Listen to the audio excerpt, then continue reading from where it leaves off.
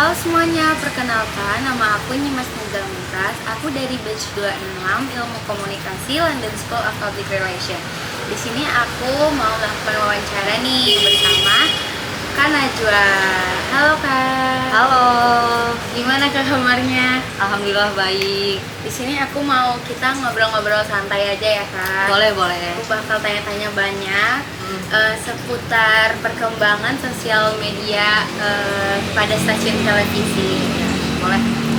Kita di sini ngobrol santai aja, belajar bareng ya. Iya, buat di era-era sekarang kan semua orang udah pada main handphone nih ya. Pasti jarang banget sekarang yang nonton televisi, termasuk aku sendiri. Nah, buat kakaknya sendiri sekarang masih nonton TV nggak sih? Aku sejauh ini, karena aku juga ngekos ya teman-teman. Jadi aku juga nggak begitu interest Iya. sama televisi, karena kan kita di mana-mana sekarang udah menggunakan HP ya, gadget. Jadi bisa diakses dimanapun gitu. Jadi nggak ada kendala harus nonton TV di mana gitu. Jadi informasi bisa kita akses melalui handphone. Gitu sih Kak. Aku mulai masuk ke pertanyaan nih Kak. Boleh. Pertanyaan pertama, menurut kakak apa efek media sosial terhadap stasiun televisi? Menurut aku itu efek media sosial terhadap stasiun televisi itu sebenarnya banyak ya harusnya, karena terdapat saingan gitu, yang mana sekarang halayak itu lebih tertarik menggunakan gadget dibanding menonton informasi melalui televisi kayak gitu.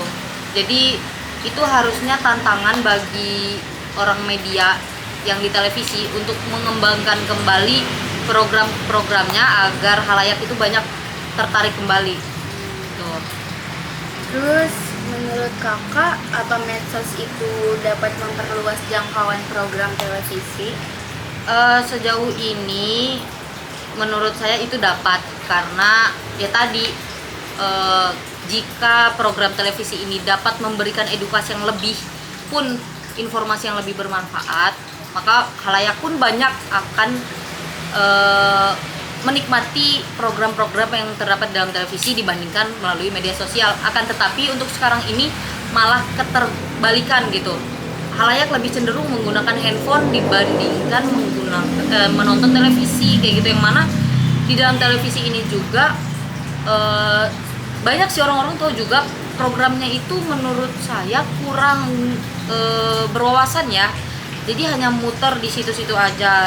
Jadi gitu. Jadi kalau di media sosial media sosial kan semakin berkembang untuk saat ini, jadi orang-orang dapat mengakses berita apa aja yang terkini maupun yang sudah lampau pun masih bisa di searching gitu, dicari tahu.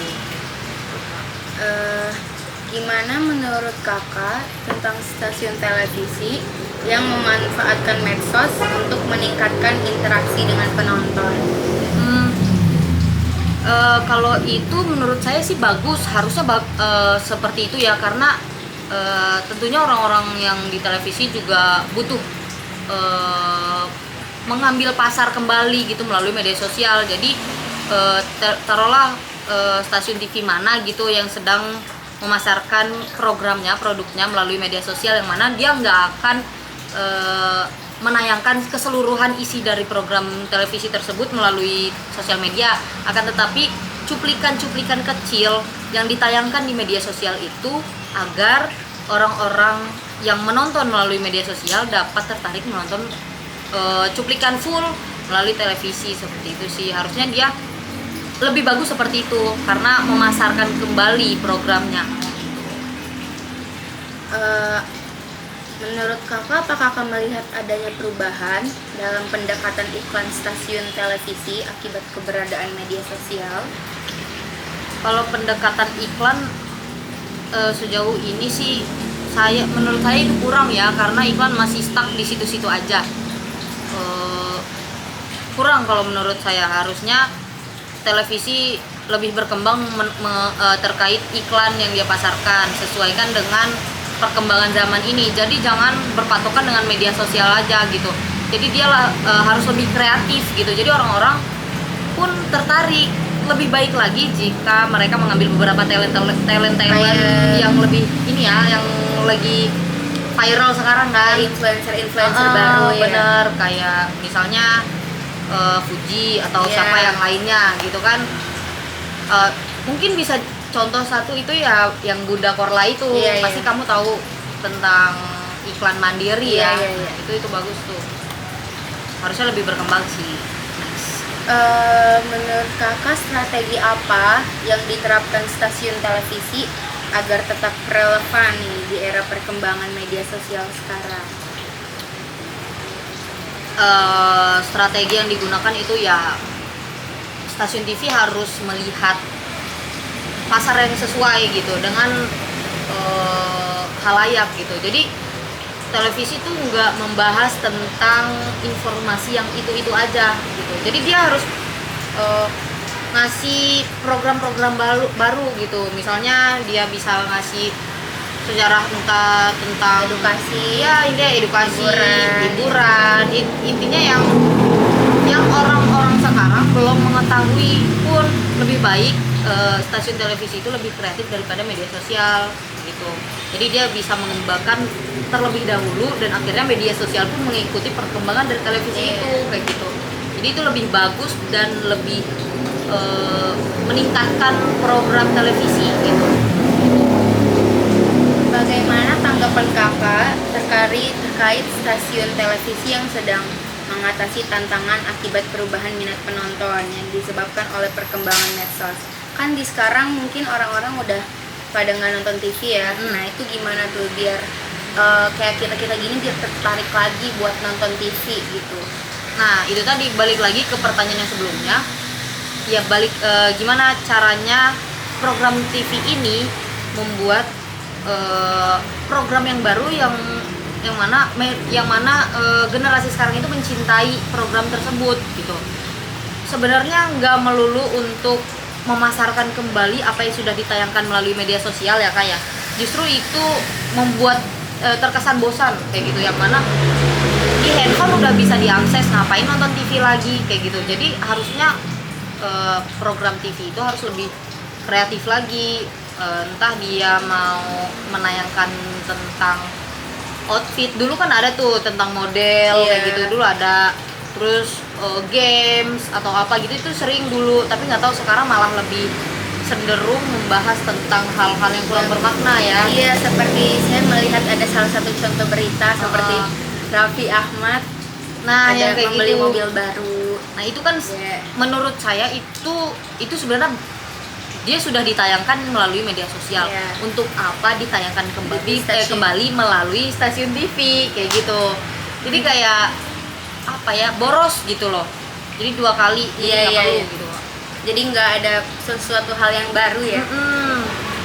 Terus nih ini menuju ke pertanyaan terakhir ya. Apakah kakak sempat berpikir bahwa media sosial memiliki dampak positif dan negatif terhadap kualitas program televisi? Mulai dari dampak positifnya dulu deh. Kalau dampak positif media sosial itu ya tadi, karena banyaknya informasi-informasi baru, edukasi dari berbagai influencer pun selebgram dari sosial media tersebut yang saling berbagi informasi ya, itu menurut saya positif. Nah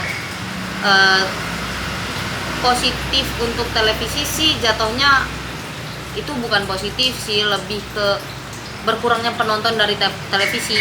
Nah jadi di situ tantangan untuk televisi untuk mengembangkan kembali dan mengganti para talent lama dengan talent baru yang sedang viral sekarang ini kayak gitu. Itu sangat menarik agar halayak itu tertarik kan, sedangkan orang-orang Indonesia ini suka menjadikan yang baru gitu. Menjadikan orang-orang yang sedang viral itu jadi role model buat mereka kayak gitu. Nah kalau negatifnya itu menurut saya harusnya di sela-sela negatifnya media sosial ini stasiun TV itu dapat mengambil celah tersebut, yang mana terkadang media sosial itu sering menayangkan terkait hal-hal hoax kayak gitu, berita-berita hoax, terus edukasi yang nyeleneh kayak gitu. Misalnya nyelenehnya tuh kayak apa ya, kayak itu sering kan live di sosial media terkait cari apa gif Iya, yang GIF. menyiksa orang tua sendiri, terkadang kayak gitu. Itu kan termasuk negatif ya. Nah, dengan cara seperti itu harusnya stasiun TV bisa mengambil celah dari negatifnya media sosial itu untuk mengembangkan. Celah negatifnya itu jangan diambil, maksudnya ambil yang positifnya. Berarti stasiun TV mengambil cara tersendiri untuk mengembangkan viewers lagi kayak gitu. Jadi halayak tertarik terkait program baru dari TV tersebut kayak gitu. Jadi lebih kreatif lah, jangan toh contohnya media sosial ini kan udah ada ya hal-hal negatifnya, maksudnya yang merugikan. Jadi wah, sosial media ada hal merugikannya nih, berarti televisi harus lebih berkembang, gimana caranya gitu ya, lebih menarik halayak lagi. Oke, yang tadi merupakan pertanyaan terakhir nih dari sesi wawancara kita hari ini. Oke, terima kasih buat Kak Najwa buat waktunya hari Ya, ini. sama-sama. Maaf kalau mengganggu waktunya ya hari ini. Ya, Oke, semuanya sampai sini dulu kegiatan wawancara kita. Sampai ketemu di lain waktu. Terima kasih. terima kasih teman-teman.